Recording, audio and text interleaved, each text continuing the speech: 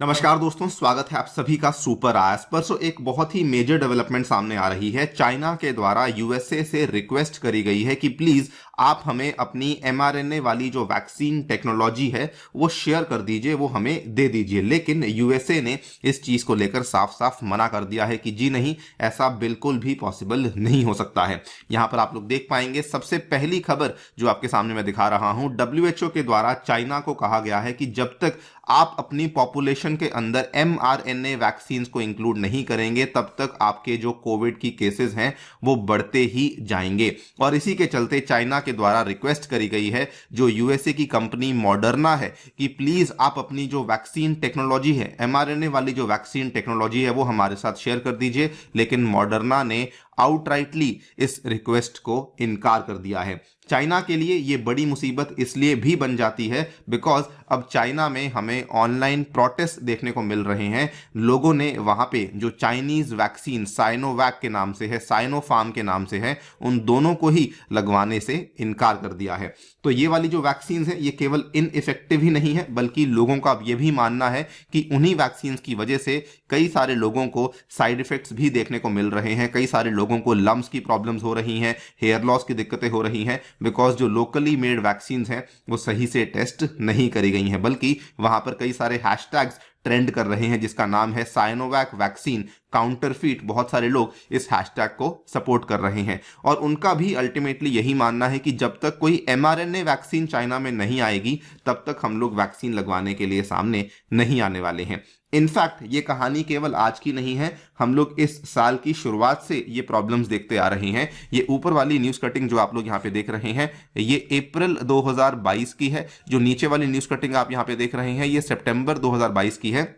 Observers और experts का तब भी यही मानना था कि चाइना की कोविड स्ट्रैटेजी में सबसे बड़ा कोविड फेलियर जो है वो यही है कि उनके द्वारा अभी तक कोई प्रॉपर, कोई इफेक्टिव एमआरएनए वैक्सीन को अपनी कंट्री के अंदर डिप्लॉय नहीं किया गया है। और आज भी हम लोग वही प्रॉब्लम्स देख रहे हैं जो कि चाइना में चल रही हैं कि they are lacking an mRNA vaccine और उनकी जो रिक्वेस्ट है यूएसए को उसको साफ साफ इनकार कर दिया गया है। तो इसी के बारे में डिस्कस करेंगे कि व्हाट आर द रीजंस जिसके चलते यूएसए के द्वारा यहाँ पे इस रिक्वेस्ट को मना किया गया है और अब चाइना इसको लेकर क्या करने वाला है उसको भी समझा जाएगा। आइए शुरू करते हैं दोस्तों मेरे साथ। मेरा नाम है अनिरुद्ध। यदि आप लोग इस लेक्चर की पीडीएफ को डाउनलोड करना चाहते हैं तो यहां पर दिए गए टेलीग्राम चैनल के माध्यम से ऐसा कर सकते हैं। ऑल राइट, सो अगर आप इस चार्ट को देखेंगे तो आपको बड़ी क्लियरली मालूम पड़ेगा कि जो चाइना है उसने असल में सबसे one of the highest doses को एडमिनिस्टर किया है अपनी पॉपुलेशन में। बल्कि अगर आप डोजेस पर 100 पीपल की बात करें तो वहां पर भी चाइना बहुत आगे है।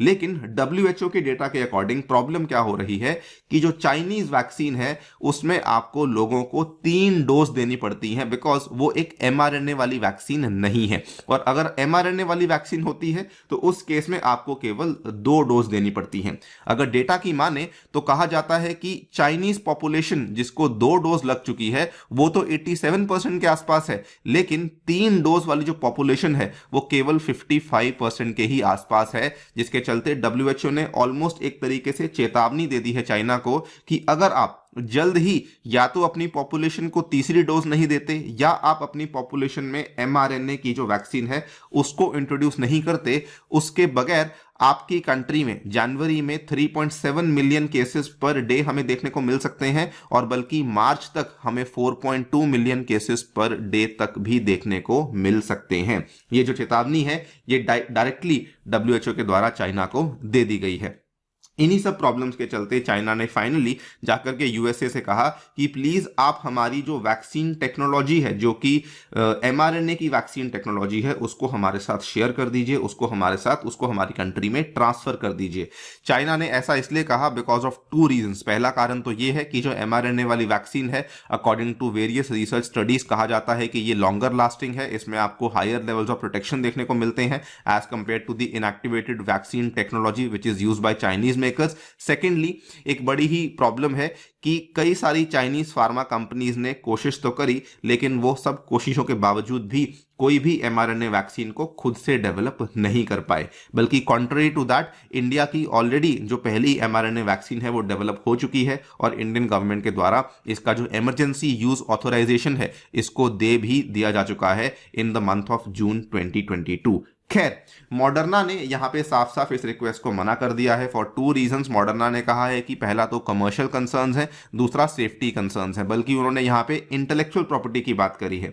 उन्होंने यहाँ पर ये कहा है कि देखिए, हम लोग आपके साथ अपनी टेक्नोलॉजी को तो शेयर बिल्कुल नहीं कर सकते हैं, हाँ, लेकिन अगर आपको हमसे वैक्सीन चाहिए तो उसके लिए आप ऑर्डर प्लेस कर सकते हैं, हम लोग आपके साथ बातचीत करने को तैयार हैं। उन्होंने ये कहा है, we would certainly be very eager to collaborate with China if they felt that there was a need for a vaccine there. और हम लोग आपको वैक्सीन बेचने के लिए तैयार हैं, लेकिन जो वैक्सीन की टेक्नोलॉजी है वो आपके साथ शेयर करने के लिए बिल्कुल भी रेडी नहीं है।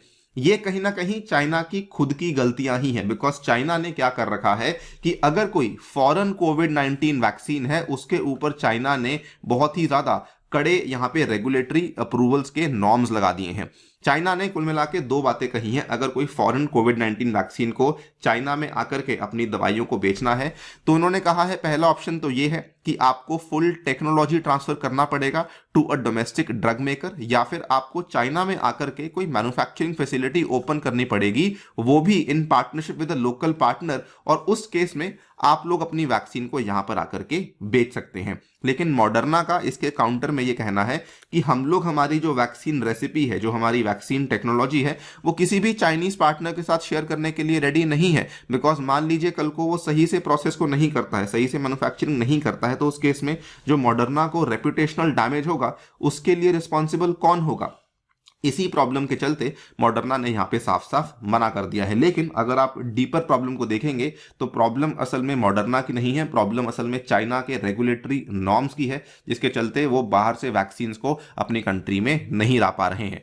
बल्कि प्रॉब्लम इतनी बढ़ चुकी है, पिछले साल की बात है, चाइना बेस्ड एक कंपनी है जिसका नाम है एवरेस्ट मेडिसिन, इन्होंने कनाडा की एक कंपनी जिसका नाम है प्रोविडेंस थेराप्यूटिक्स, इनके साथ एक डील साइन करी थी कि आपकी mRNA वैक्सीन को लेकर हम लोग फुल टेक्नोलॉजी ट्रांसफर भी डिमांड कर रहे हैं। और कैनेडियन फर्म ने इसके लिए हाँ भी कर दिया था कि चलिए ठीक है, हम लोग आपके लिए टेक्नोलॉजी ट्रांसफर भी कर देंगे। लेकिन सब कुछ होने के बावजूद अल्टीमेटली चाइना ने उस वैक्सीन को लेकर भी जो रेगुलेटरी अप्रूवल था वो ऑफर नहीं किया था। सो ये again the problem is not with respect to the vaccine, problem यहाँ पे चाइना के रेगुलेटरी अप्रूवल्स की है कि वो यहाँ पे अप्रूवल्स देने को तैयार ही नहीं हो रहे हैं।